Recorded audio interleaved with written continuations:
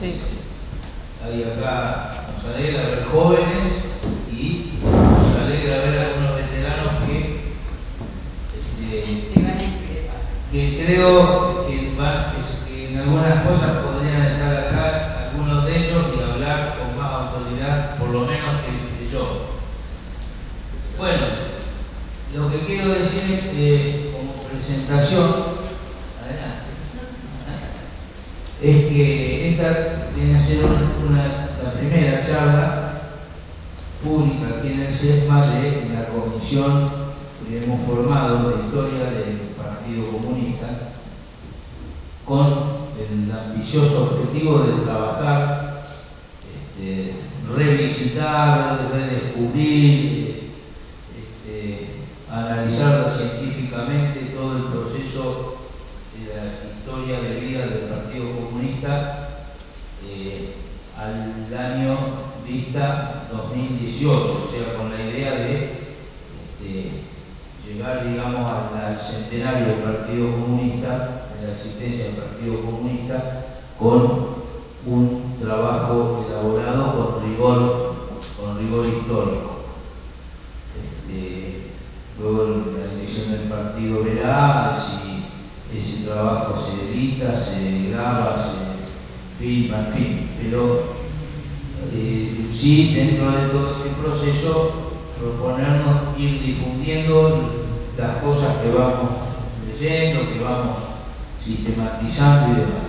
Esta comisión está integrada por historiadores profesionales, bueno, uno de ellos es Daniel, campeones con varios ensayos, profusos ensayos sobre esta temática de la historia del Partido Comunista de Argentina, editados, charlas, paradas, libros.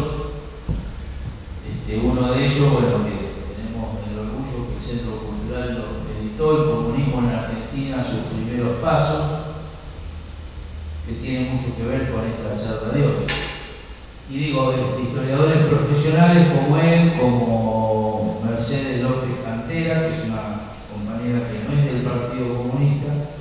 Hay varios que no son integrantes del Partido Comunista, Mercedes, Julio Fornelli, que es un compañero que se está por recibir de licenciado en Historia y que es concejal socialista en el partido de Lomas de Zamora, muy allegado al Centro Cultural de la Cooperación, ha sido investigador, es investigador del Departamento de Historia.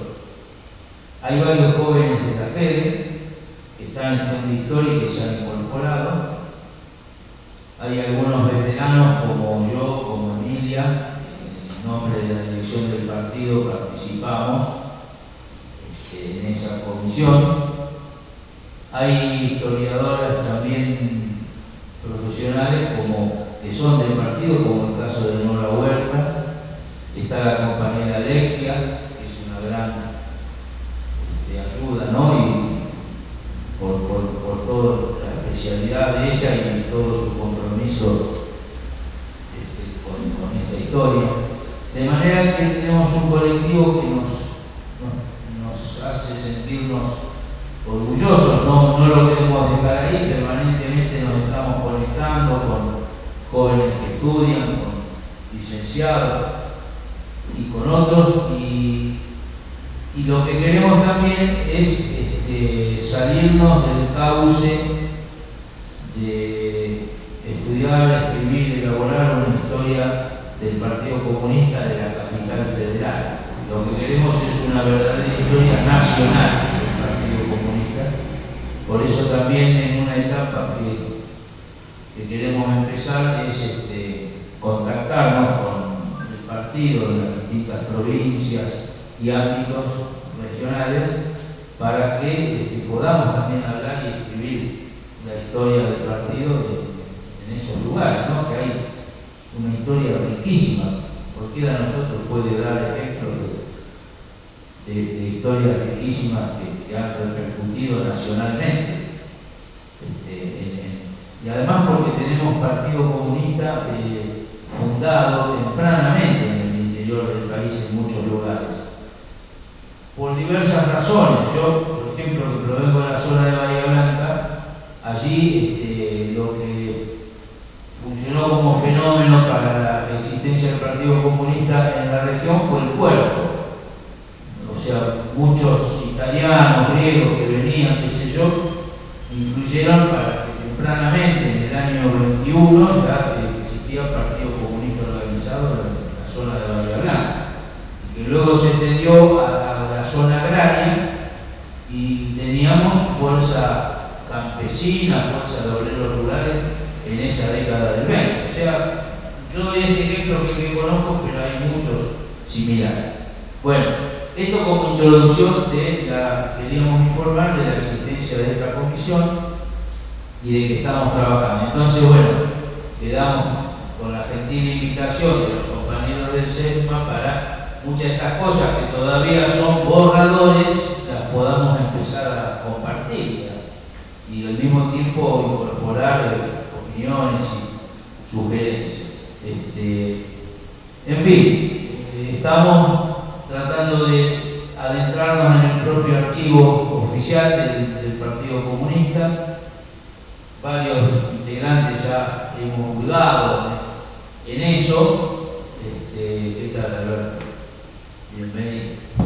Y también hurgando en bibliografía, ¿no? Aunque no hay tantas, pero al mismo tiempo hay también, y hay muchas nuevas también. Así que bueno, yo no quiero entretenerlos más, les voy a dejar la palabra a Daniel entonces con esta breve introducción, con la idea de que lo que hemos convocado públicamente es hablar de digamos, como nudo central la fundación del Partido Comunista de Argentina, pero partiendo de los debates previos, de toda la situación previa que llevó a ese hecho, y en ese sentido Daniel tiene bastante para poder hablar sobre esta cuestión. Inclusive acá este libro que supongo que debe estar agotado, ¿no? Sí, tenemos que ver una parte se consigue en internet. Claro. Ahí va, bueno, pasa archivo porque hay varias partes. Hay una parte, por ejemplo, que es un aporte de Daniel, que es sobre la concejalía de Juan Ferlín, Capital Federal, que no había mucho tampoco. Y después está la parte del llamamiento, por decirlo así, el documento que vamos a hablar, del Partido Socialista Internacional, del resto de los partidos, que eso hay una anécdota que compartimos en todo caso, porque fuimos en una oportunidad a la casa de Leonardo Paso, ¿recordás? Sí. Y Leonardo nos dio una caja llena de papeles, vean lo que hay ahí, lo que les sirva. Y entre esos papeles estaba el folletito editado hace muchísimo tiempo, que era esa carta de presentación del Partido Socialista Internacional a los partidos hermanos del mundo, que Daniel con inteligencia lo trabajó y está incluido en este libro. Bueno, Daniel. Okay. No, trato sin micrófono. Bueno. ¿Se escucha bien? Sí. Bueno, buenas noches a todos y todas. Es un placer estar acá. Yo voy a tratar de ser relativamente breve. Quéjense si no cumplo, media hora. Controlame, pasame el papelito, decime que me calle. Y básicamente lo que quisiera hacer en ese tiempo es tirar algunas líneas de interpretación sobre por qué se da el debate, o en torno a qué se da el debate al interior del Partido Socialista, que da lugar después a la formación del Partido Socialista Internacional, pero de la fundación propiamente dicha va a hablar Horacio. Quizás no me voy a poner a relatar el proceso, que aparte seguramente muchos de ustedes recuerdan igual o mejor que yo, sino por ahí llamar la atención sobre algunos hechos que no son, o que creo yo que no son tan conocidos y por ahí pueden aportar algo. En primer lugar, quería, como título de la charla, por ahí, dar el título de un artículo que escribí, que después dio lugar aparte del libro que citaba Horacio, que decía, entre signos de interrogación, neutralidad o ruptura, reforma o revolución. Y creo que son dos ejes relacionados entre sí, por otra parte, que dieron forma a ese debate.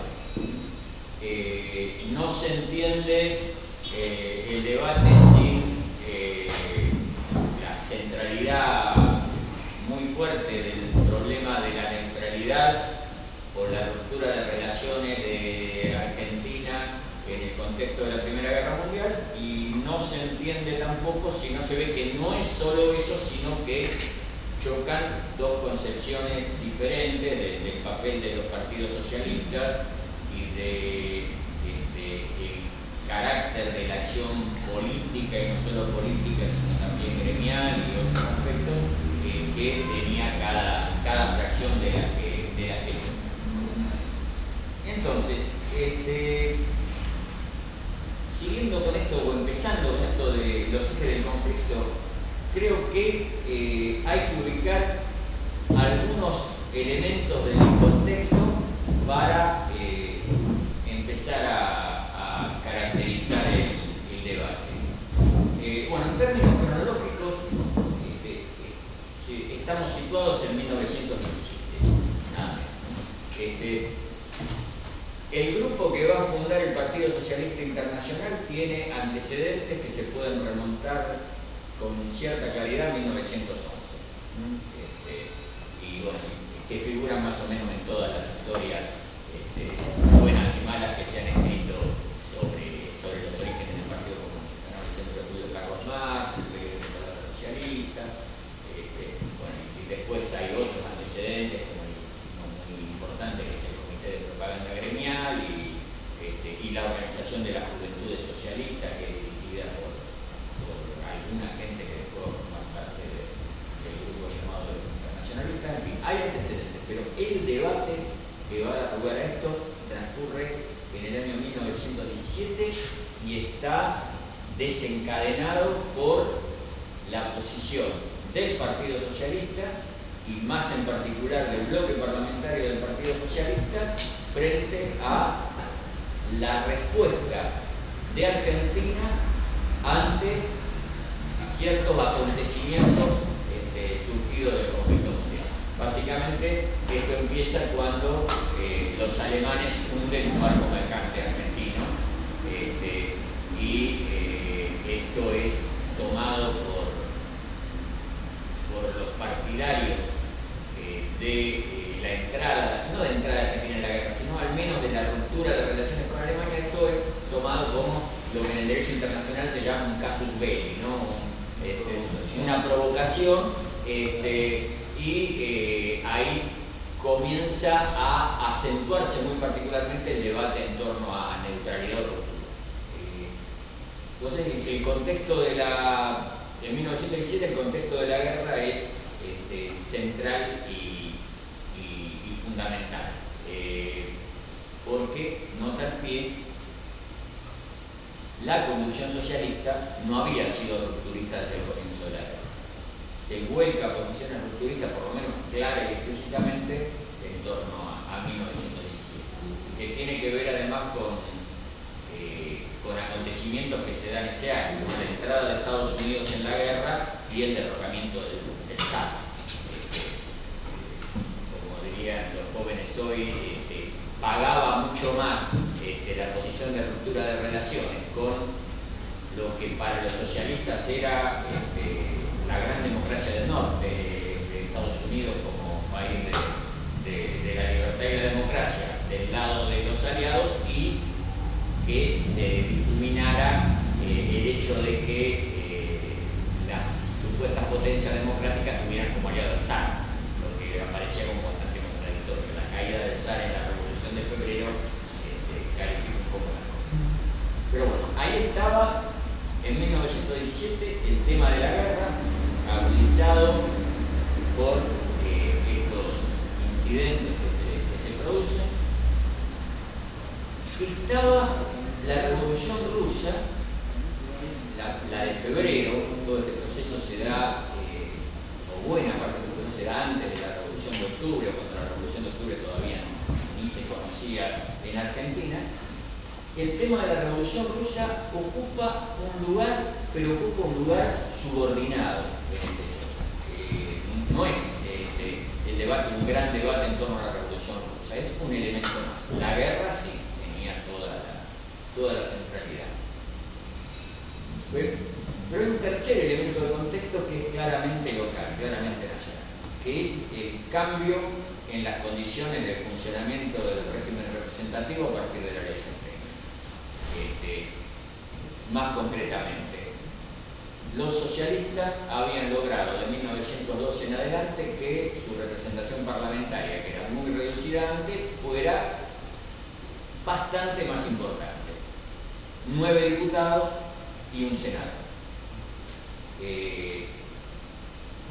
En el momento que se da el debate, el grueso de la dirigencia fundamental del Partido Socialista eran o senadores del Valle de Rosea o diputados. Era diputado Juan B. Justo, era diputado Mario Bravo, era diputado Enrique Dickmann, Antonio de Tomaso, Ángel Jiménez, mucho menos recordado, pero un dirigente muy importante a esa altura, Augusto Bunge, un grupo de dirigentes muy prestigiosos, algunos de ellos fundadores del Partido Socialista, o casi fundadores, repito, me olvidaba,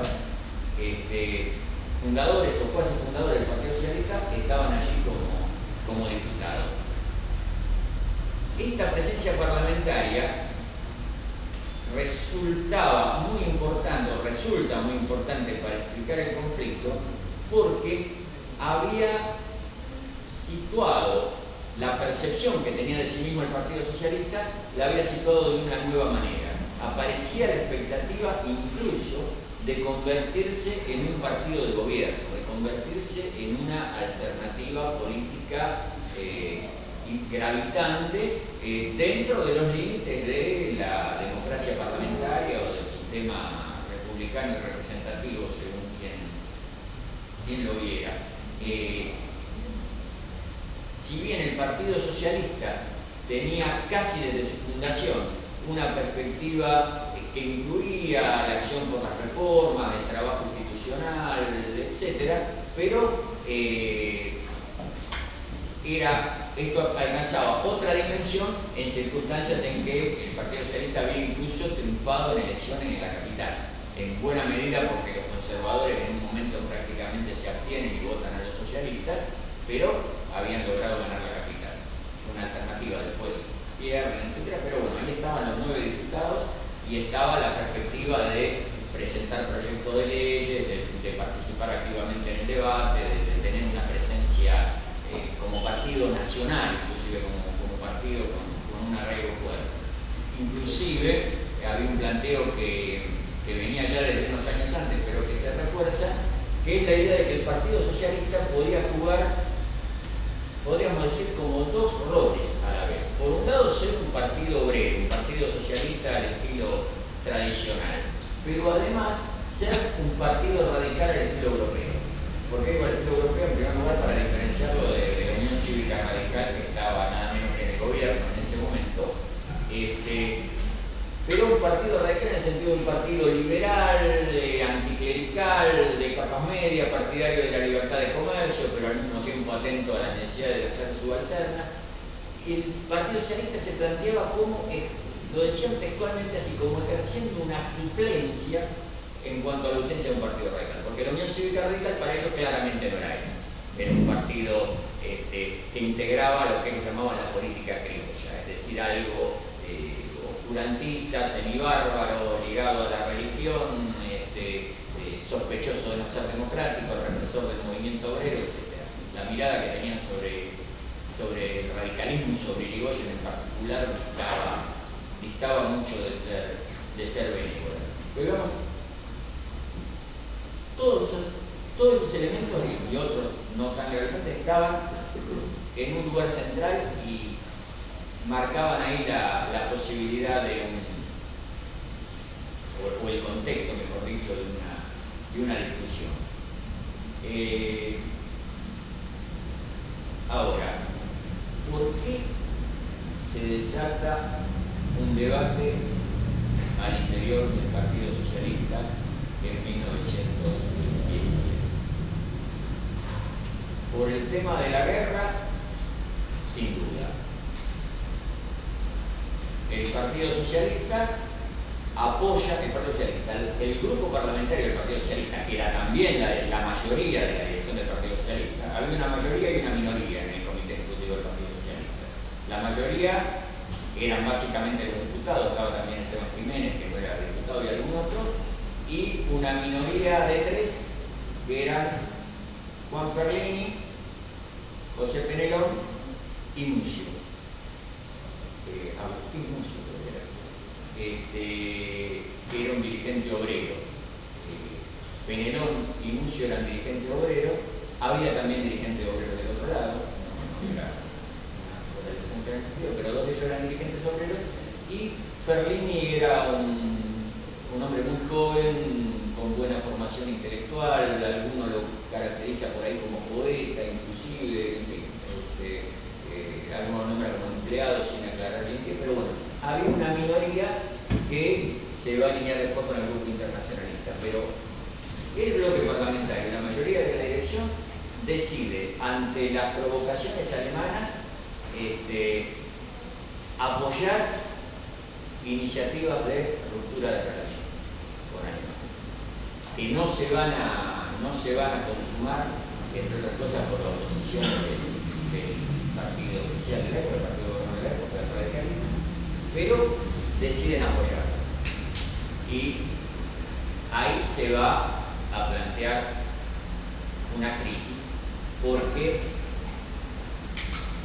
el grupo minoritario, los internacionalistas, van a inclinarse por llamar al conjunto del partido a oponerse a esta visión rupturista del grupo parlamentario. Y, entre otras cosas, se convoca un congreso extraordinario y impensadamente gana la posición contraria a la ruptura de la relación. Esto no quiere decir, nota al pie, que ganan los internacionalistas. Los que votan en contra de la ruptura de las relaciones son un abanico mucho más amplio. Después se va a ver a lo largo del debate que los alineamientos son diferentes. Una cosa es cuando se discute el tema de la guerra y otra cosa es cuando se discute quién dirige el partido. A la hora de respaldar a la dirección partidaria, la relación de fuerzas se da buena y gana el grupo de dirección. Pero cuando el centro de la discusión está en el problema de la guerra, le ganan un congreso a sí, ganan con cierto margen, digamos, ganan no con total amplitud, pero con cierto margen. 600 o 700 votos, que por otra parte son indirectos, porque esos eran los votos que representaban los delegados, era un cálculo medio complejo. Pero le ganan el Congreso, y esto va a dar lugar a un choque cada vez más abierto, porque lo que ocurre básicamente es que el grupo parlamentario, y por extensión la dirección del Partido Socialista, no se quiere someter a que ha perdido el Congreso y no quiere abdicar de su postura rupturista. Pero esto es un poco solo una parte de la cuestión. Lo que entienden que se están jugando es si son la dirección del partido o no. Acaban de perder un Congreso y esto tiene también un aspecto de lucha por el poder. Yo creo que para entender el proceso esto hay que tenerlo en claro. Pelean por la dirección del partido, además del debate ideológico. El grupo parlamentario tenía hasta ese momento todas las de ganar para dirigir el partido y para instrumentar la política parlamentaria, por supuesto. Ese congreso es un toque de atención importante y lo que eligen es la fuga hacia adelante y tratar de seguir imponiendo su posición, porque se juegan todo el poder al interior del partido. Después vamos a ver brevemente porque si no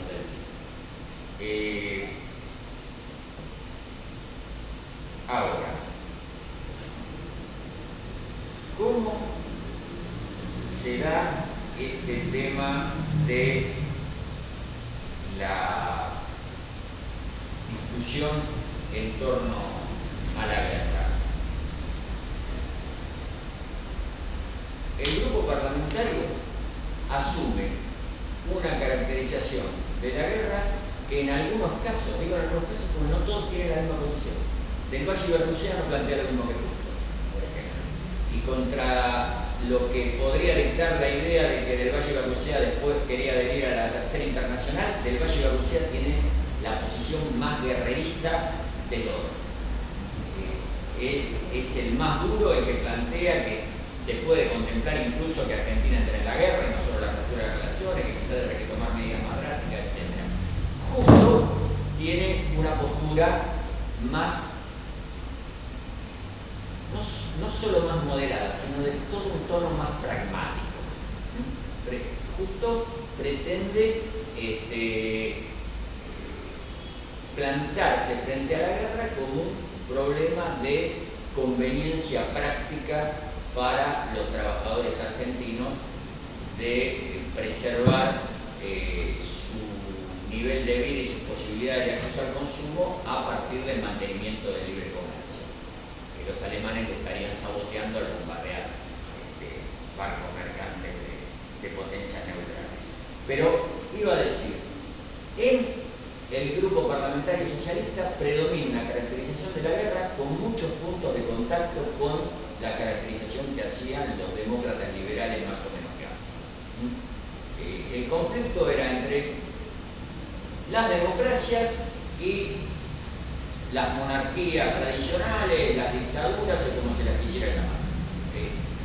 Incluso en algunos casos, como Antonio de Tomaso, escriben muy elogiosamente de los 14 puntos del presidente Wilson, de la idea de arribar a una paz sin anexiones ni indemnizaciones, hablan de la barbarie alemana, del ataque devastador contra Bélgica, de la destrucción de Serbia, no hacen ninguna referencia a atrocidades paralelas que pudieran haber cometido los ejércitos ingleses y franceses, y se niegan explícitamente que la guerra sea lo que la caracterización de la izquierda socialista europea que toman los internacionalistas de aquí, que niegan que la guerra sea un conflicto interimperialista, una guerra entre imperialismo,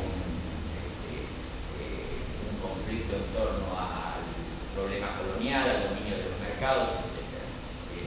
Incluso hay algunas referencias concretas de ver a esto como un planteo economicista, mezquino, que no capta a fondo el conflicto. ¿Qué dice la otra posición? Se basa más o menos claramente, o al menos con una argumentación coincidente con lo que había sido las posiciones en Europa del Congreso de Zimmerwald o de Kienga, ¿no? La idea de que esta era una guerra interimperialista, que los trabajadores no tenían nada que hacer ahí, que era una guerra donde los proletarios iban a morir para defender los intereses de la burguesía, etc. El grupo internacionalista toma esta posición y fundamenta que hay que preservar la neutralidad, y algunos llegan a insinuar ir más allá de la neutralidad y plantear la agudización del conflicto de clase en torno al problema de la guerra. Y le reprocha, entre otras cosas, a la dirección del partido estar relegando, olvidando, ignorando el problema de la lucha de clase, tener una visión no clasista, no marxista en definitiva del conflicto de guerra. Ahora, ¿quiénes eran los que debatían? De un lado, como ya dije varias veces, estaba la dirección del Partido Socialista. La dirección del Partido Socialista estaba constituida por diputados, que a su vez eran casi todos ellos profesionales. Médicos, en mayor medida que abogados, es una característica que tenemos, pero médicos o abogados. Justo era médico, Mario Bravo era abogado, Dilman era médico, Jiménez era médico, etc. Eran profesionales, eran oradores consumados, la mayoría de ellos tenía 2 décadas o poco menos de militancia en el partido, o a lo sumo provenían de los primeros años del siglo XX. Era gente de mediana edad, escribían en el diario La Vanguardia, algunos de ellos tenían libros publicados, cátedras universitarias, etc. ¿Qué tenían enfrente? Un grupo de gente mucho más joven, con mucho menos tiempo de afiliado al partido. Uno podría decir era obvio por la diferencia de edad, sí, pero no solamente. Codovila se había afiliado en febrero del 17, según le echaban en cara en un momento del grupo parlamentario, la dirección del partido, les pone la fecha de afiliación a todos los dirigentes de la facción internacional. En algunos casos no les da bien, hay algunos que tienen más de 10 años de afiliación, pero hay varios que aparecen con pocos meses de afiliación. Estos son un grupo advenedizo que ha venido a sembrar cizaña en el partido. Pero más allá del tema generacional y de la antigüedad de la afiliación, no son profesionales, salvo alguna excepción. Carlos Pascali, que era agrimensor y me parece que era ingeniero también, y algún maestro, alguno con formación media, un par de dirigentes obreros y empleados, gente muy joven. No tenían una figuración pública como tenían los dirigentes del partido, ninguno era diputado, los 9 diputados estaban alineados con algún matiz en Augusto Bunge, pero los 9 diputados y el senador estaban alineados con la posición rupturista. Puede ser. Igual Cantoni aparece poco a esa altura, no aparece tanto, pero sí puede ser. Pero por eso, alguna excepción, 2. Sí. Pascali claramente, que aparte era dirigente de primera línea en ese momento. En ese sentido había un desnivel muy fuerte. Claramente se enfrentaba un grupo dirigido por personalidades públicas de mucho prestigio y otro grupo que no podía exhibir lo mismo. Pero sin embargo, la pregunta que acabo de decir, ¿y cómo podían dar el debate y cómo podían, entre otras cosas, ganarle un congreso a esa dirección? Una respuesta posible es que había en esos años una vida partidaria muy activa en el Partido Socialista, había una multiplicidad de organizaciones y esas organizaciones, al menos una parte de ellas, tenía una cultura de debate interno y una cultura de asambleas de base, de asambleas de comités barriales, que le permitía a los que tenían posiciones críticas poder, en el ámbito de los militantes, de los que participaban cotidianamente de la vida partidaria, dar la discusión, si no con ventaja, al menos en condiciones de relativa igualdad con el grupo parlamentario. Cuando uno sigue la discusión, va a ver, se ve que en los comités barriales se daban discusiones riquísimas. Comités estrictamente barriales. Circunscripción 15, zona San Bernardo, Casero, Vélez Arfiel, y ahí se ven reuniones donde acuden entre 20 y 100 y pico de personas y discuten las mociones y en muchos casos no adhieren linealmente ni a una ni a otra posición. Aparecen declaraciones del tipo de estamos de acuerdo con el grupo parlamentario en general, pero se deben comprometer a partir de ahora a no tomar iniciativas que puedan ser interpretadas a favor de la guerra, ¿no? Posiciones de ese tipo. les damos el aval, pero que esto no se vuelva a repetir, ¿no? Hay matices muy importantes. Además, había una organización juvenil que la dirigían mayormente quienes se van a alinear en el grupo internacionalista. Por ahí habían dado Rodolfo Jung, entre otros. Había antecedentes de organización específicamente gremial, donde también gravitaba centralmente este grupo que podríamos identificar como los internacionalistas, que después van a fundar el Partido Socialista Internacional. Y en el tema gremial había todo un debate propio de ese ámbito, que era hasta dónde el partido tenía que involucrarse en el tema gremial. La conducción socialista planteaba una autonomía rayana en la independencia entre la organización partidaria y la organización gremial. Los internacionalistas planteaban que no, que había que vincular estrechamente a partidos y sindicatos y que el partido tenía que tener organismos específicamente sindicales. Y por eso fundan el Comité de Propaganda Gremial, que después la dirección se lo disuelve. De nuevo, siempre hay que tener en cuenta que hay pujas de poder. ¿Qué quiero decir con esto? Los internacionalistas estaban también a favor de la politización de la organización juvenil, que tuvieran tareas no solo de recreación, de capacitación, etcétera, sino de militancia política activa, y estaban a favor de la labor muy fuerte de relación entre partido y sindicato. Bueno, pero eran mayoría en los dos ámbitos. La conducción socialista se oponía a estas dos posturas porque estaba en minoría y le interesaba tener más poder como dirección nacional. Esto se ve claro, por ejemplo, en torno al tema de la formación de una federación de la capital, que no había. El Comité Ejecutivo Nacional tenía imperio directo sobre el partido de la capital, no tenía una organización autónoma. Los internacionalistas querían que hubiera una federación de la capital.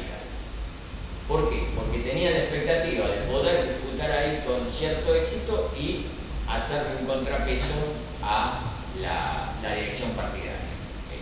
Hay toda una discusión sobre los estatutos partidarios paralela a la discusión más política que refleja esa puja por el poder.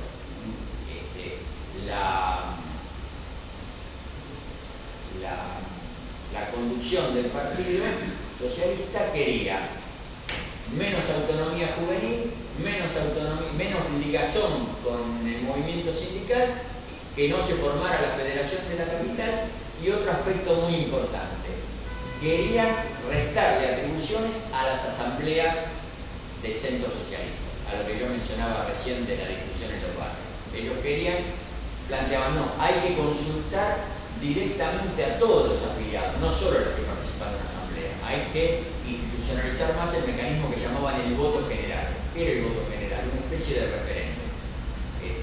En lo posible, por sí o por no, que todos los afiliados votaran a favor o en contra de las decisiones del bloque parlamentario, del comité ejecutivo, de lo que fuera. ¿Qué planteaban los internacionalistas? No, señor. No al fortalecimiento del voto general, sí al fortalecimiento de las asambleas. Incluso ellos dicen, es preferible una minoría inteligente y activa que una mayoría pasiva y no partícipe. Lo que suena bastante antipático, bastante elitista, pero tenía una base concreta. Cuando iban a asamblea tenían mucha más perspectiva de ganar que cuando iban al voto general. Porque al plantearse el voto general, si de un lado estaban Justo, Bravo, etcétera, y del otro lado estaban una serie de desconocidos que encima para la percepción de la época la mayoría eran unos mocosos imberbes, ahí se desbalanceaba mucho la cosa. Ahora, cuando la discusión era entre militantes, un debate abierto, directo, etcétera, ahí las cargas se equilibraban. Así que había todo una puja en torno a eso. Ahora yo decía al principio y después termino acá. ¿Y cuántos minutos tiene? ¿Ya llevo media hora? Bueno, cierro esto con un con un breve comentario sobre el tema de reforma o revolución, y después veo si, sin abrumarlo, les leo un par de cositas. Yo hablo de neutralidad o ruptura y también reforma o revolución. Acá no hay que pensar en términos de que por un lado estaban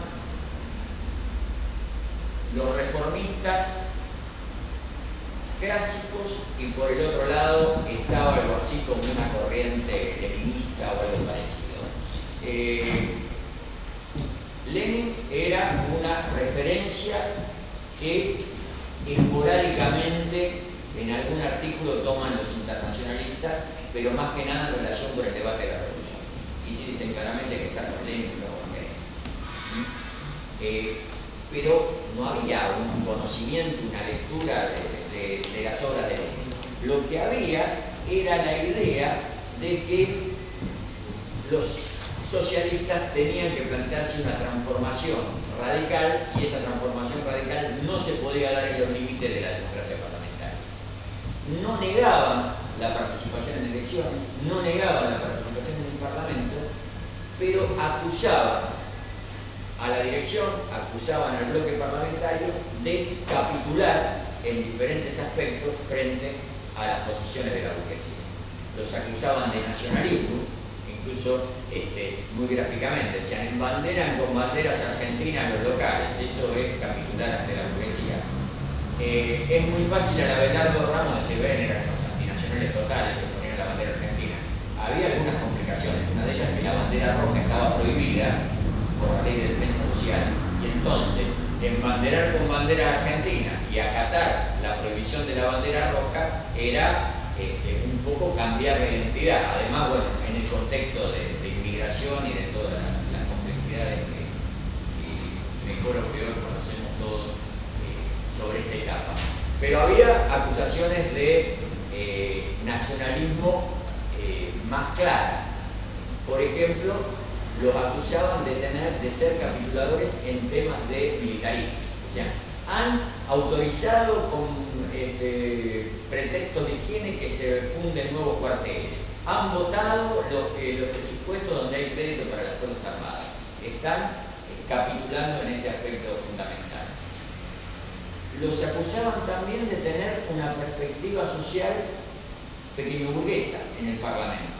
Por ejemplo, había un caso claro que era una ley agraria que habían propiciado, había hablado de Tomaso concretamente, donde de Tomaso había dicho algo así como que ellos no planteaban un reparto de tierras para beneficiar a los descamisados, y esa palabra significativamente, de larga trayectoria posterior, sino que querían fortalecer al pequeño propietario rural. Entonces el grupo internacionalista dice, han planteado una ley agraria que defiende solo los intereses de los pequeños propietarios.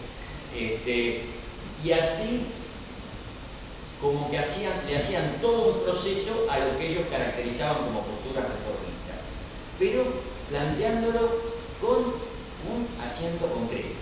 No era el tema de Marx dice y ustedes dicen y una discusión meramente doctrinaria. Estaba presente aquí y allá el aspecto doctrinario, y ellos se defendían, se defendían como marxistas, y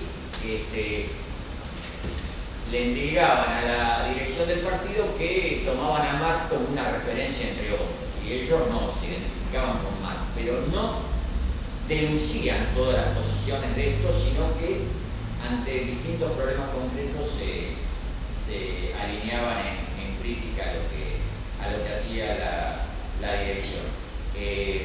Otra imputación bastante llamativa que le hacía era de que habían votado a favor de un proyecto de código penal sin diferenciarse de los diputados burgueses. Y ellos planteaban que el código penal tenía que ser absolutamente distinto, y además era un instrumento de represión de la burguesía, y por lo tanto, como era que votaban, sarcásticamente decía, solo se diferenciaron en el tema del duelo. Claro, porque los socialistas, cuando estaban en contra del duelo, eran partidarios de desconocer el delito de duelo, que funcionaba como un atenuante del homicidio clásico, y encuadrarlo como homicidio doloso, como homicidio. Entonces, claro, se diferencian en la forma, en en el duelo, no en el fondo de la cuestión. Pero bueno, había ahí el tema de reforma y revolución jugando como un encuadre general donde la posición frente a la guerra aparecía no como una causa, sino como una consecuencia, como una aplicación práctica que hacía el grupo parlamentario de sus posturas genéricamente reformistas. Ah, sí, ahí estaba otro tema. Sí, habían aceptado que en caso de guerra podía derogarse o modificarse los límites de la jornada laboral. Al grupo internacionalista cualquier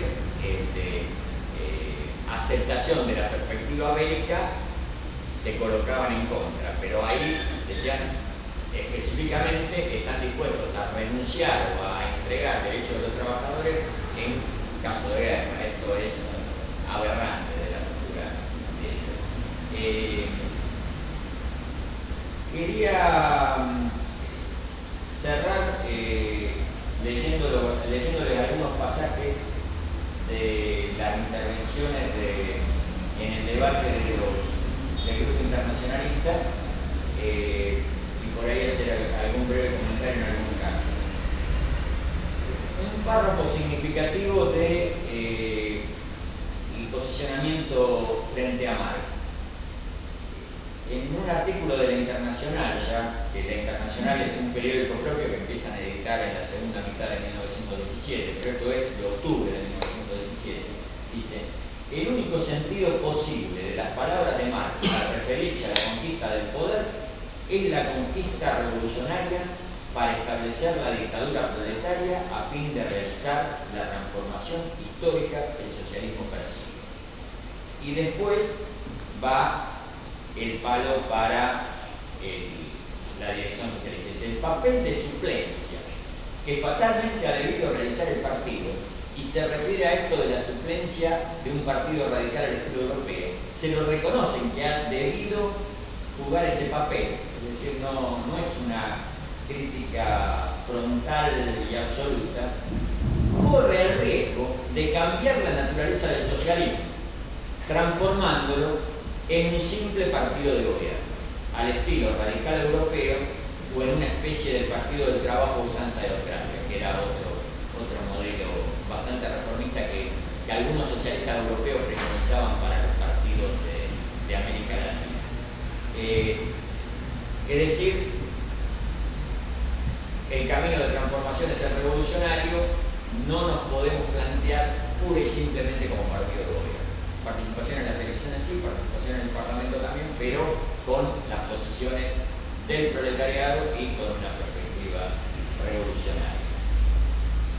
Ahora, yo les hacía referencia a estos debates que se dieron en los diarios, en los barrios, perdón, y quería leer brevemente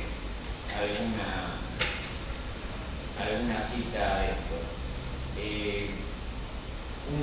Una acotación antes de eso.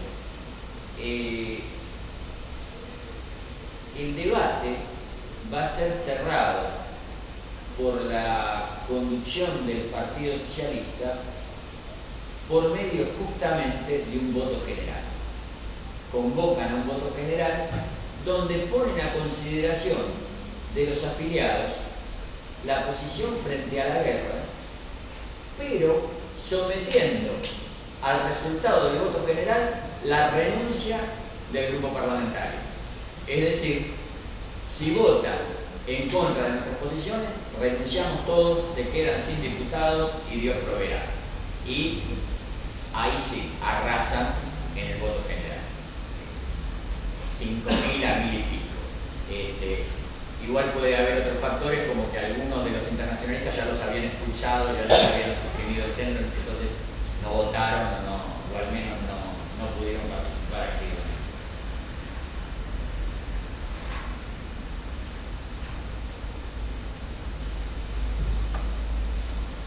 Pero vamos a las posiciones en los comités locales. Hay un amplio arco de postura frente al debate. Hay algunos centros que manifiestan, que no dan el debate y manifiestan la más amplia deferencia y acatamiento al prestigio de los parlamentarios.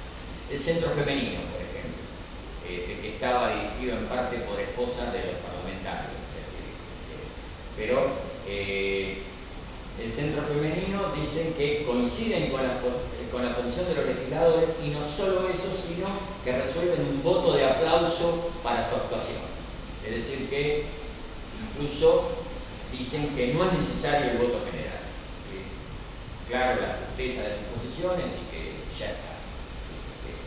Que el resto es una minoría. Después hay un centro de la zona de La Plata que también se solidariza con el grupo parlamentario y decide criticar al diputado Bunge porque él no ha sido lo suficientemente claro. Porque Bunge era el único que hacía un poquito de cintura y se ponía más reticente con respecto al tema de la ruptura de relaciones. No solo están de acuerdo con el grupo parlamentario, sino que lo condena. Pero hay otro tipo de posiciones muy interesantes. Por ejemplo, el Centro Socialista de Ramos Mejía. Aparte, lo que demuestra esto era que tenía una organización barrio por barrio y no era ni 5 ni 10. Cuando uno lee las votaciones, lo menos que ve es 20 y pico contra 15 o cosas por el estilo. Aparte, en muchos casos se ven votaciones relativamente parejas. O sea, hay un debate real, no hay una dirección del comité local que impone una posición, sino que hay mayoría y minoría en cada barrio. Pero este Centro Socialista de Ramos Mejía resuelve aprobar la actitud del grupo parlamentario por considerar que la ruptura de relaciones diplomáticas no significa la declaración de guerra. Y esto lleva aparejado que condenamos la diplomacia secreta que llevan adelante los políticos burgueses, y por lo tanto reiteramos que estamos en contra del régimen parlamentario tradicional de gobierno y auspiciamos la supresión del Senado. Es decir, manifiestan apoyo al grupo parlamentario, pero al mismo tiempo incluyen una crítica al sistema parlamentario como tal, como que equilibran las cargas.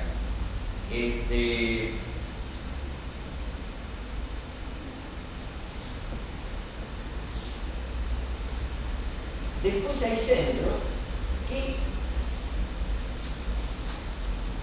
aceptan que haya voto general, respaldan en primera instancia la posición de los parlamentarios, pero proponen cambiar las preguntas de ese voto general, cambiar el sentido del referéndum. Tienen una propuesta propia.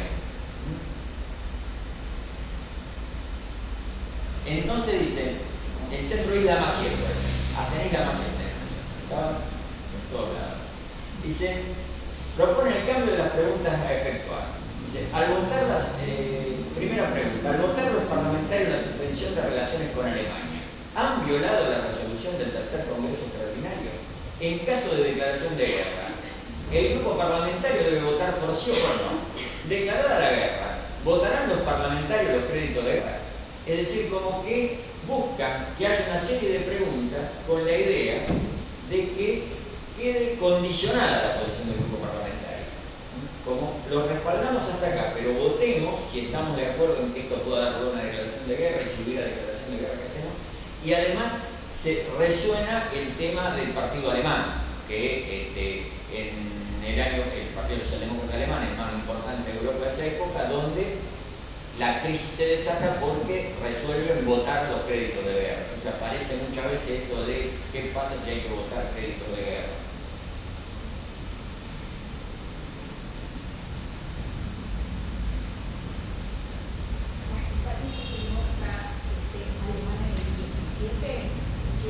En el 14, en el momento de la declaración de la guerra, el grupo parlamentario se vuelca a favor de la votación de los créditos de guerra y se oponen solo Viernes y Rosa Luxemburgo, el grupo que se va a llamar los apartaquistas. Por eso después los matan. Claro, años después terminan asesinados, sí, pero ya después de la Revolución Rusa, pero los mandan matar el gobierno socialdemócrata que dice que la guerra. Sí, termina del modo más trágico ese conflicto. Pero fíjense, la sección quinta de la capital federal, que no figura el barrio, no sé cuál era en esa época, pero resuelve aprobar la conducta observada por el Grupo Parlamentario Socialista en el asunto internacional. Aprueba. Pero segundo, comunicar al Comité Ejecutivo que en ningún caso el Grupo Parlamentario Socialista debe intervenir de por sí en ningún asunto parlamentario que signifique declarar la guerra a otra nación, debiéndose citar en dicho caso a un congreso extraordinario del partido cada vez que se presenten asuntos de esa magnitud, para que dicho congreso dictamine sobre la conducta a seguir por los parlamentarios de dicho asunto. Y esto, cosas parecidas aparecen en varios centros. Una cosa del tipo de, bueno, hicieron esto, aprobamos, no vamos a hacer que renuncien, siguen siendo los parlamentarios, pero no avanzar más de ahí. Ruptura de relaciones puede ser una cosa, guerra es algo completamente distinto.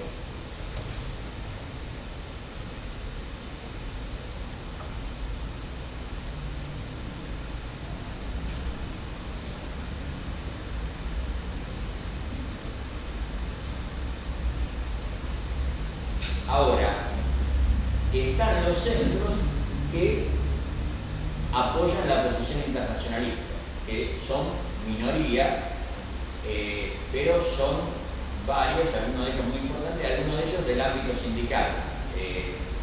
Uno de los que se pronuncia así es la agrupación gráfica, donde entre otros estaba Recabarren, el que después va a ser fundador del Partido Comunista Chileno, que en ese momento estaba, no tan pasajeramente, pero estuvo un par de años en Argentina, y resuelve a favor de la agitación antiguerrera que debe realizarse con un carácter pacifista y socialista más que neutralista. O sea, ahí hacen una diferencia. No somos meramente neutralistas, tenemos que desarrollar una posición socialista. Neutralistas son también los radicales. Neutralistas son algunos conservadores que están ligados a Alemania. Nosotros somos pacifistas y socialistas. De todas maneras, no levantan algo del tipo de transformación de la guerra interimperialista en guerra civil o algo así, pero hablan de pacifismo y socialismo. En el centro de la 18, donde tenía relación el propio Codovilla, entre otros, que estaba en la 15, resuelve desautorizar al grupo parlamentario, realizar un nuevo congreso extraordinario que juzgue esa actitud, realizar conferencias públicas en el local o en la calle contra la intervención y la guerra, y censurar a la dirección de la vanguardia por no tener en cuenta la resolución del tercer congreso extraordinario. Pero ganan la votación por 26 votos contra 22. Fíjense, ¿no? Qué ajustado. Ahí había un debate real y activo. De paso, porque no lo dije, aunque seguramente ustedes lo conocen, después del Congreso Extraordinario que pierde la conducción parlamentaria, vuelven ante otro incidente con otro barco y aparte un telegrama del embajador alemán y varios entuertos, vuelven a votar a favor de la ruptura de relaciones del grupo parlamentario. Por eso esta censura por no tener en cuenta la resolución del tercer congreso, el tercer congreso extraordinario. Bueno, y después la sección 15 tiene varios temas interesantes, y es la última que les leo. Por un lado, atacan que los parlamentarios defiendan un nacionalismo sano y fecundo. Estas eran declaraciones de algunos parlamentarios. creo que el propio del Valle Valencia plantea eso, ya que lo será para algunas clases sociales, pero está en completa contradicción con los ideales que sustenta el socialismo. O sea, rechaza cualquier posición nacionalista de cualquier tipo. Y después plantea que el voto general es una trampa. Dicen que al ofrecer los parlamentarios su renuncia al partido sin antes someter a la consideración del mismo su actitud en el Parlamento, da como consecuencia que muchos afiliados que no estarán de acuerdo con la conducta de los parlamentarios trepidarán no obstante ante la perspectiva de quedarse sin representantes ante el Congreso. Entonces, ahí también está el tema de no solo el fondo de la discusión, sino cómo ir hacia allá. Entonces, denuncian que hay un elemento de chantaje o de presión indebida en esto de someter al resultado del voto general la renuncia. Este debate va a dar lugar a la ruptura, a la formación del Partido Socialista Internacional, que después va a hablar Horacio, pero en el medio, significativamente, los que clausuran el debate son los miembros de la dirección del Partido Socialista. Ellos empiezan a disolver a los centros que han votado en contra, a suspenderles la afiliación a quienes han votado por las posiciones de la minoría. O sea, antes todavía de que se dé el voto general, acusa a la minoría de incumplimiento de los estatutos, de insubordinación, lo que suele darse en el grueso de los debates que dan lugar a la ruptura de un partido. La dirección socialista, que hasta ese momento había coexistido con un partido en debate, con un partido de mayoría y minoría, con un comité ejecutivo donde había una minoría, como que se pronuncia activamente en esa circunstancia de crisis por una mayor uniformidad partidaria. E incluso hay varios artículos en La Vanguardia donde dramatizan esto y lo ponen en términos de que, incluso en términos médicos, ¿no? En el partido ha surgido un absceso, una infección, esto hay que extirparlo, son unos advenedizos, debemos volver a nuestra tradición. ¿Quiénes son estos para criticar a gente del prestigio y la trayectoria como nuestros parlamentarios? O sea, el nivel del debate desciende y va claramente al sentido de exclusión. Incluso acusa claramente, explícitamente a los internacionalistas de, uno, connivencia con la embajada alemana, estar vendidos a los alemanes, como decían en Rusia los bolcheviques, y segundo, de estar directamente complicados por la policía. Hay testimonios de militantes de base del grupo mayoritario que dicen haber estado en reuniones de los internacionalistas y que había agentes secretos de la policía con la que estos dirigentes internacionalistas se saludaban amablemente, los acusan de agentes policiales. Es decir, el conflicto empieza con una discusión abierta, con cambios interesantes de posiciones, con matices, y termina con un cierre bastante administrativo, bastante censor.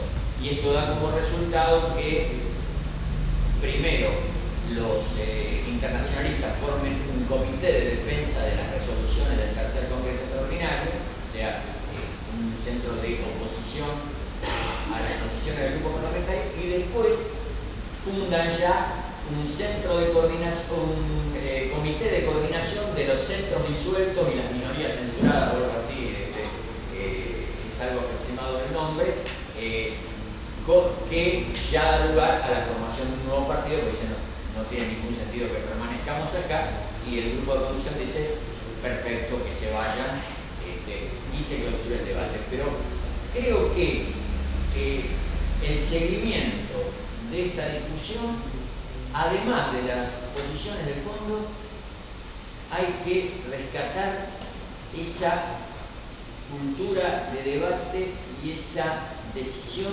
de llevar adelante posiciones principistas que tiene la minoría frente a una conducción que tenía todo a su favor. Es decir, no se intimida frente al peso del prestigio de la dirección partidaria y no se someten a la lógica parlamentaria. Esto era difícil, particularmente difícil en un momento en que el Partido Socialista había crecido electoralmente y había logrado triunfos impensados unos años antes.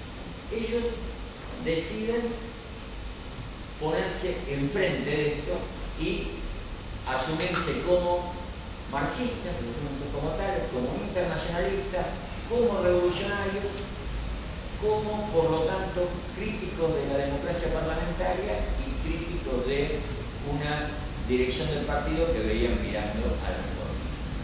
Y bueno, y terminan fundando una agrupación nueva cuando consideran que ya no hay condiciones para darse debate. Completo muy brevemente, muy rico todo lo que ha planteado Daniel, pero para darle, digamos, un cierre temático a esto, algunos temas con centralidad en el Congreso, pero voy a hacer breve. Evidentemente, esta actitud de censor, de trámite administrativo para darle a ese debate por parte de la dirección oficial del Partido Socialista lleva a esa reacción, digamos, contra esa censura, contra esa represión, a estos expulsados y centros disueltos y grupos minoritarios que había de distintos tipos, a una actitud, yo diría, un poco ingenua de exigirle al Comité Ejecutivo darle un plazo inclusive de 20 días para que rectifique y convoque a un nuevo Congreso para ponerle cauce nuevamente a ese debate. Obviamente, al no tener respuesta, ya directamente se toma la decisión de convocar a un congreso de los centros disueltos y las minorías expulsadas para discutir la creación del nuevo partido.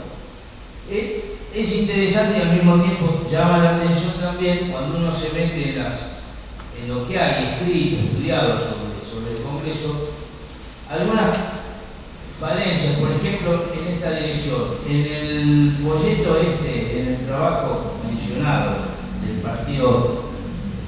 nuevo partido, el Socialista Internacional, dirigido a los partidos socialistas del mundo, se encuentran más argumentos sobre lo que fue el Congreso fundacional en sí que en trabajos partidarios oficiales, como el propio esbozo de historia, el famoso esbozo de historia del Partido Comunista de la Argentina del año 47 y editado en el 48, que inclusive hay resoluciones del Congreso que en este trabajo hay que situarse en la época, ¿no? El año 48 también, la propia situación internacional, el estalinismo y demás. Pero en este esbozo, por ejemplo, hay resoluciones que son simplemente mencionado el título. Y que el folleto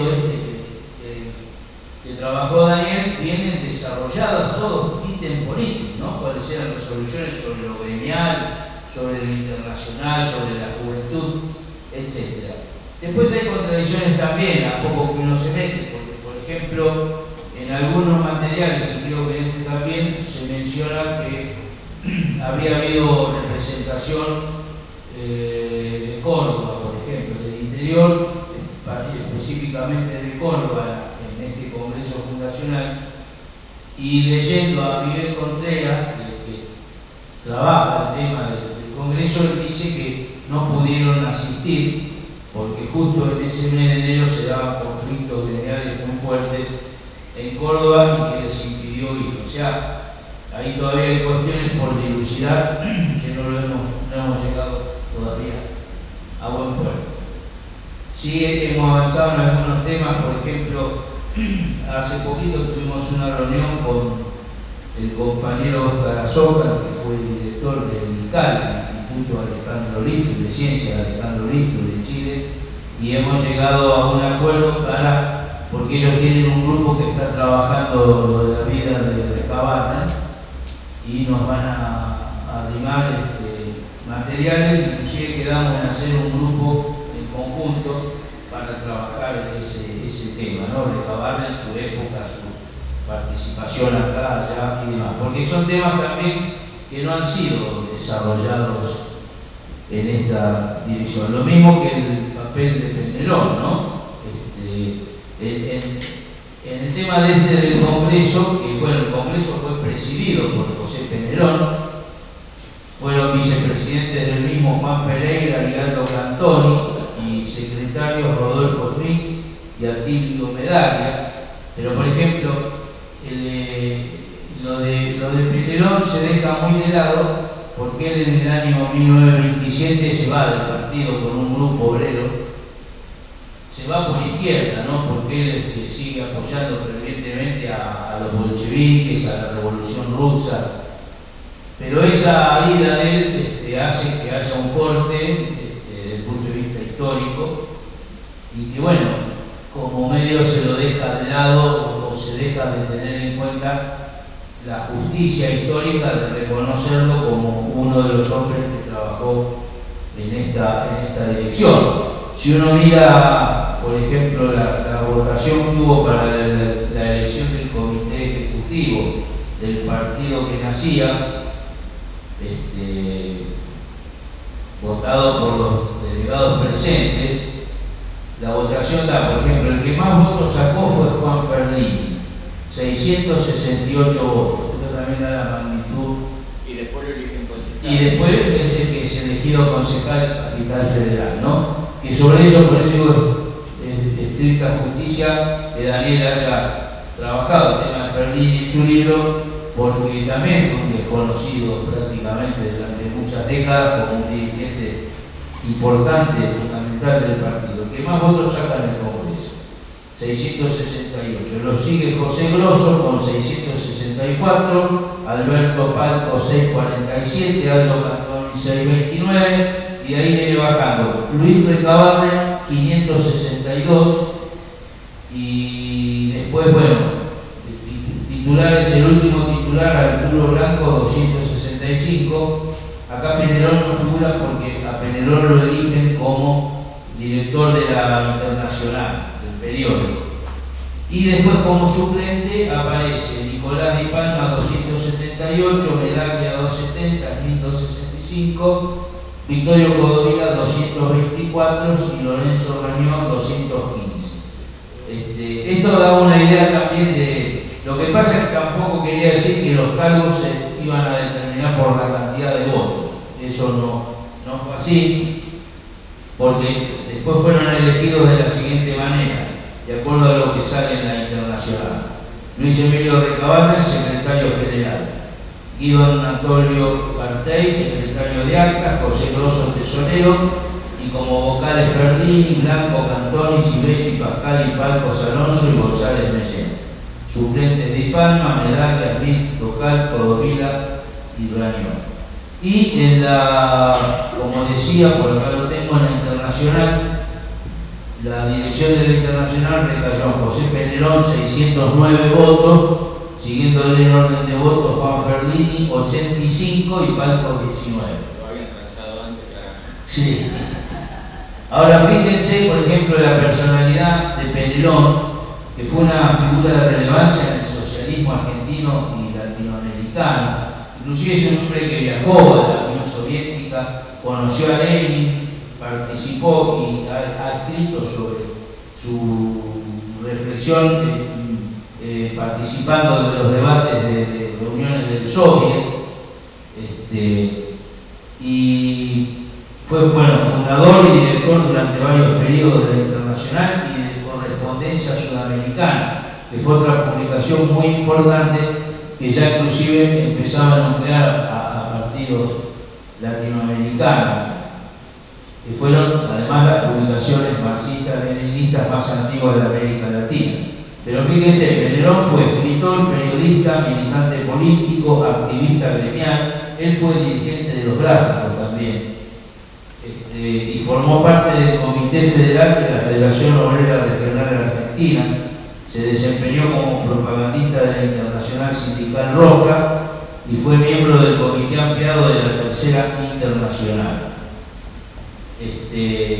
Bueno, hay un juicio, no sé si por ahí es demasiado o no justo, pero según Corbiel, que es biógrafo de Penelón, dice que Penelón, junto a Recabarren, a Mariátegui y a Julio Antonio Mella, figura como iniciador del comunismo en América Latina. Bueno, yo no lo pondría a él solo en esa categoría, pero da la idea de claro, Corbiel se casó con la hija, ¿no?, de Penelón. Ahora, por ejemplo, recabando una cuestión que por ahí no lográbamos en los materiales propios nuestros dilucidar, la composición social de esos primeros dirigentes, la encontramos en el libro de Otto Vargas, lo cual no es herejía en esta época del siglo XXI. Eso no queda claro de dónde saca esos datos. él no lo dice, pero es la referencia que él en el libro El marxismo y la revolución argentina, además tiene datos y cosas muy importantes igual, ¿no? Porque fue también un estudioso, no sé si lo será aún del partido.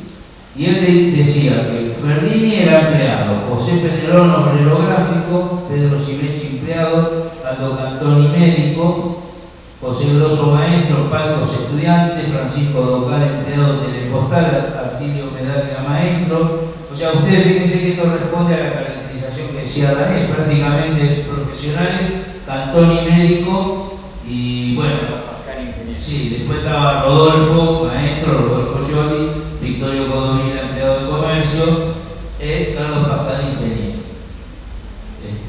Así que bueno, esa era más o menos, pero yo, para cerrar esto, lo que sí me interesaba comentar algunas de las resoluciones de ese Congreso, porque por ejemplo, sacan una declaración, bueno, hay por ahí declaraciones, por supuesto, de solidaridad con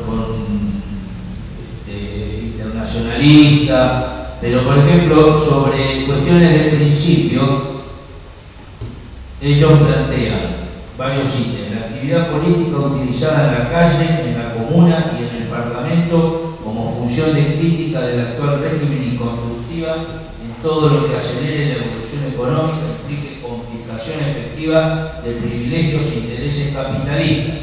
Segundo, la actividad gremial, incorporando todas sus fuerzas vivas en el movimiento obrero, que esta era la respuesta también a esa posición reformista del Partido Socialista, que separaba lo gremial de lo político, que no tenían que tener interferencia. La actividad cooperativa, netamente socialista para el consumo y la producción, y que sirva con parte de los beneficios confiscados a los parásitos de la producción y del consumo, industriales y comerciantes, para fortalecer pecuniariamente al más intenso desarrollo de la acción gremial y de la acción política de clase. Acción cultural tendenciosa entrañada ya en las actividades enunciadas. Bueno, resoluciones sobre el gremialismo, sobre la lucha emancipadora del proletariado, la organización de los obreros en sociedades de resistencia, la necesidad de la organización de las organizaciones de resistencia, bueno, y resuelve declarar incompatible el nacionalismo con el internacionalismo. También acá se clarifican las aguas y esas posturas rayanas en lo nacionalista de los socialistas las dejan de lado. Se organizan las juventudes socialistas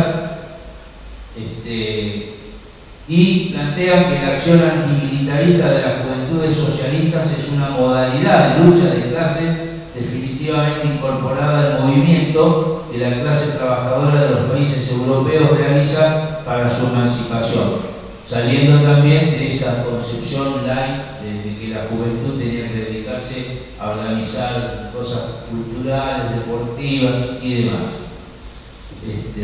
difundir su prensa y por supuesto, bueno, participar de lo electoral. Acá hay un tema interesante que rescatan Rina Bertaccini, Paulino González Alberti, Julio Laborde, María Lite y Eugenio Moreno, en ese trabajo que ellos hicieron, que se llama El nacimiento del PC, ensayo sobre la fundación y los primeros pasos del Partido Comunista de la Argentina. Por ejemplo, fíjense, un debate que se dio así: el delegado Victorio Codovila se pronunció por la no concurrencia a las elecciones, alegando razones de oportunidad y conveniencia, ya que era preferible dedicar ese esfuerzo al campo gremial. Posición desde mi punto de vista interesante. Yo creo que muchas veces por ahí lo del electoralismo nos impide realizar otras cuestiones. Y recordó que el electoralismo excesivo ha hecho del socialismo la mística reformista, de cuyos resultados pueden dar un ejemplo los hechos que descalifican al Partido Socialista. Bueno, hay una discusión sobre este tema donde la mayoría se pronunció por la concurrencia y cerró el debate a Recabarren con palabras breves, presentando una moción favorable a la participación del Partido Socialista Internacional en las elecciones. Y acá está lo que el discurso de Recabarren dice: en la hora presente, el Partido Socialista Internacional tiene el deber de proclamar su solidaridad con el proletariado que lucha contra la guerra y por la aplicación del programa máximo socialista que tiende a abolir las desigualdades sociales. No podemos rehuir ese deber y debemos utilizar el sufragio universal para cumplirlo, afirmando así nuestros principios internacionalistas. Y cuando se vota, la propuesta de Recabarren fue aprobada por 603 votos y la de Codovila, contraria a la concurrencia, obtuvo 84. Pero hay una tercera propuesta que plantea Aldo Cantón y Rodolfo Smith, que sostenía la concurrencia electoral sin llevar lista de candidatos, que esta obtuvo 48 votos. Es una nota de color, ¿no? Decidido el involucramiento electoral, el Congreso aprobó la plataforma electoral, que también es interesante. Yo no me voy a desarrollar en esto, pero bueno, el tema contra la guerra, iniciativa obrera y parlamentaria a favor de la paz, abolición de la diplomacia, se planteaba, y de los presupuestos de guerra y marina, también contra el militarismo, expropiación de la tierra por el Estado, libre acceso a la tierra de todas las personas que quieran cultivarla con la cooperación económica del Estado, supresión del régimen aduanero, impuesto al lujo y a la renta, determinación del salario mínimo por intervención de los sindicatos obreros. Fíjense qué programa, ¿no? Expropiación de los ferrocarriles y flotas navieras por el Estado y administración de las mismas por los sindicatos de obreros ferroviarios y marítimos. Esta es una posición que por suerte nosotros retomamos en el partido, cuando fue toda la época de Menem, entramos a fijar una posición y volvimos a plantear con mucha fuerza esto de la administración de las empresas recuperadas, administradas por los sindicatos, por los mismos trabajadores de esas empresas y por los usuarios, ¿no? Bueno, etcétera, etcétera. Pero yo termino, para no hacerlo tan largo. Quiero decir dos palabras sobre el discurso de cierre del Congreso a cargo de José Pelero, que no aparece en el esbozo de historia de este discurso. Dijo él: nuestro primer Congreso es toda una enseñanza. Sabemos que nuestro juez, más que los hombres, será la historia. Con esa convicción, la nueva organización socialista podrá estar segura en elevarse en la acción hasta las cumbres del ideal, pero no de un ideal metafísico, sino de un ideal científico. Y luego se refiere a los antiguos camaradas diciendo: nuestra mejor lección a los hombres que han claudicado, lejos de ser el ataque personal, es demostrarles que tenemos la suficiente serenidad en medio de la lucha para reconocer lo que les debemos y para señalarles sus errores y abdicaciones. La única fuerza revolucionaria, dice, es la clase obrera. Este Congreso de expulsados viene a ser una nueva confirmación de ello. Mirad quiénes lo constituyen, y lo que decía Daniel: no hay hombres de prestigio entre nosotros, pero no hacen falta tampoco. Y aunque hemos desdeñado en este Congreso darnos el nombre del Partido Socialista Revolucionario, que fue otro debate que hubo Toda nuestra acción debe ser revolucionaria en el más amplio y elevado sentido de la palabra, si queremos que el Partido Socialista Internacional sea la fiel expresión de los intereses de nuestra clase, de lo que debe ser el socialismo, si quiere ser algo más que una construcción metafísica. Afirma después que él también era partidario de la concurrencia a las elecciones con lista de candidatos para ratificar la oposición a la guerra y la solidaridad proletaria. Y termina invocando a los compañeros rusos y vivando a la Tercera Internacional, etc. Me parece que es de justicia, y como él mismo adelantaba, que la historia a la justicia reivindicar esta figura plena de la fundación de nuestro partido. Lo dejo acá para no abusar de ustedes.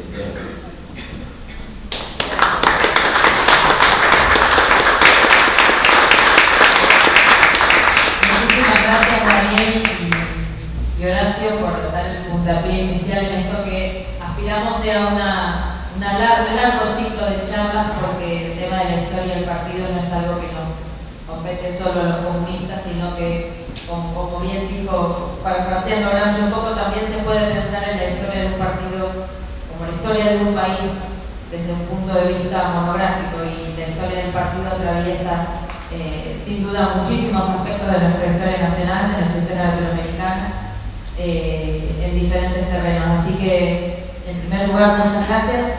Podemos hacer, si les parece bien, si alguien tiene algún comentario o alguna pregunta muy breve para no abusar del tiempo de los expositores, dado que ya son cerca de las 9. Si alguien tiene... Y más que preguntas, comentarios, sí. opiniones de cosas que no compartan o que no hayamos dicho. No, yo diría, me parece muy significativo, es decir, la concordancia cronológica de este hecho del año 17, justamente, que coincide con la historia de casi todos los partidos socialistas de la región. Concretamente, conozco mejor, obviamente, es el Uruguay, porque soy uruguaya. Y entonces, concretamente, en el 17 pasa algo similar.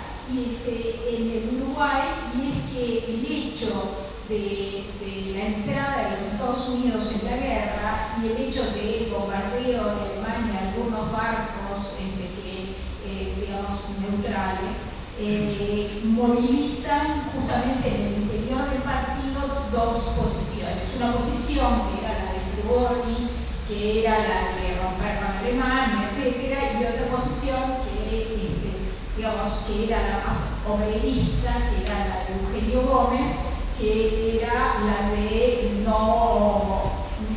más internacionalista, digamos, coincidiendo con las posiciones internacionalistas.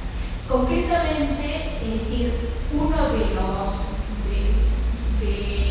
argumentos más fuertes estaba relacionado con el tema de la Segunda Internacional de Zimmermann, que realmente había dicho que esto era un tema imperialista, etc. Pero el gran argumento del juego fue que lo de Zimmermann, en realidad, en ese momento, Trotsky le dice a Rosa Luxemburgo, después de una primera internacional multitudinaria, en esta segunda internacional, todos los socialistas del mundo cabemos en los autos.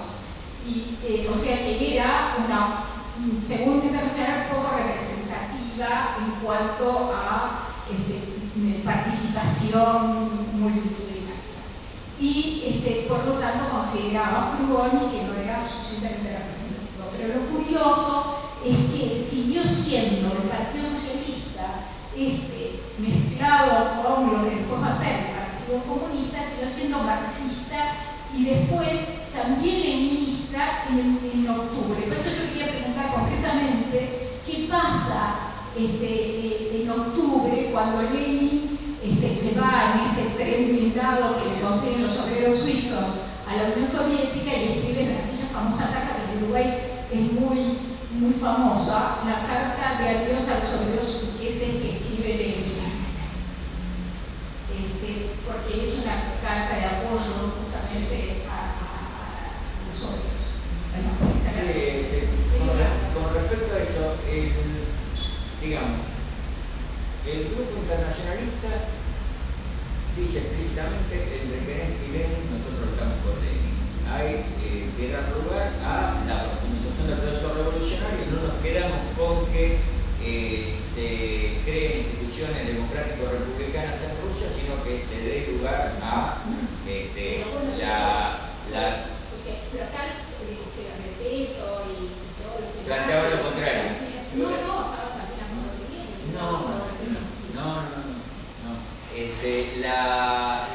bien. La idea de transformar a la revolución rusa en una revolución socialista es una idea que apoya la minoría. Es más, Justo u otros van a plantear posteriormente que la revolución rusa es una experiencia de socialismo, le reconocen determinados méritos, pero en la visión original de 1917 ellos inclinan a la idea de que Rusia se convierte en una democracia parlamentaria e incluso miran con anuencia y hasta cierto entusiasmo que Rusia siga siendo uno de los aliados en eso que veían ellos en la guerra como la lucha entre democracias y dictaduras o entre las democracias y las monarquías.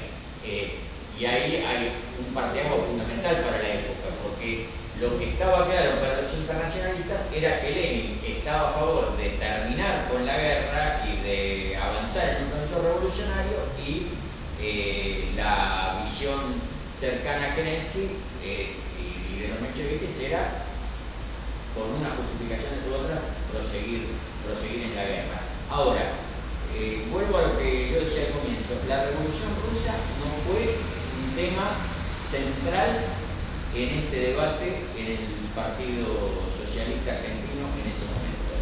El gran tema fue la guerra, por un lado, y el encuadre de ese debate fue si el Partido Socialista adoptaba o se cristalizaba en una posición reformista y parlamentarista, o si pasaba a sostener con claridad posiciones revolucionarias. Incluso es más, en algunas manifestaciones de los internacionalistas, ellos no dicen que el Partido Socialista esté cayendo en posiciones reformistas. Alegan que son reformistas desde el comienzo y que no son marxistas desde el comienzo. Lo que, por otra parte, era bastante cierto, al menos en algunos casos. El caso de Justo era claro, después había con otros matices, en el caso de uno. Pero en ese momento el alineamiento con Lenin, con la postura bolchevique, es patrimonio de los internacionalistas, que de todas maneras, reitero, no ponían eso en primer lugar, no hacían de eso el casus belli, el motivo de choque fundamental. Se seguían centrando en después de la declaración del Congreso, sí, claro, y es más, cuando se funda la Tercera Internacional, son partidarios de la Tercera Internacional de entrada. Es más, y además, cuando se dan las 21 condiciones, adhieren a las 21 condiciones, y entre otras cosas por eso, o fundamentalmente por eso, se pasan a llamar Partido Comunista. De todas maneras, nota al pie algunos testimonios no corroborados, digamos, son testimonios orales, sobre por qué se va a Perrin y que se aleja del partido en 1921, dicen que no estaba de acuerdo con las 21 condiciones. O sea, y algunos dirigentes del primer momento, como Palcos, que después se convierte en un socialdemócrata bastante liberal, un historiador conocido en su momento, también se vuelven al Partido Socialista poco después de que el Partido Socialista Internacional se convierte en el Partido Comunista. O sea que, por eso dice Horacio, claro, había cierta mezcla, no es que los que fundan el Partido Socialista Internacional el 6 de enero del 18, todos ellos se alinean definitivamente con la Tercera Internacional y con el leninismo. Hay quiebres posteriores, lo mismo que hay socialistas que se quedan en el Partido Socialista y se vuelcan a posiciones partidarias de la Tercera Internacional, y finalmente algunos de ellos se incorporan al Partido Comunista ya por entre ellos para mencionar a alguien de sobra conocido. Bueno, sí, bueno,